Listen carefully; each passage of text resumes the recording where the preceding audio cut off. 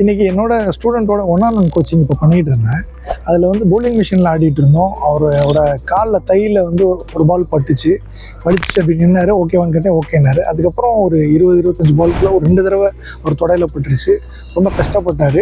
அப்போ நான் கூப்பிட்டு கேட்டேன், ஏன் தைப்பாடு கட்டிக்க வேண்டியது தானே அப்படின்னு கேட்டேன். அதுக்கு உடனே அவர் சொன்னார், இல்லை சார் இப்போ நான் தைப்பாடு கட்டுறதில்லை அப்படின்னாரு. ஏன் அப்படின்னு கேட்டேன்.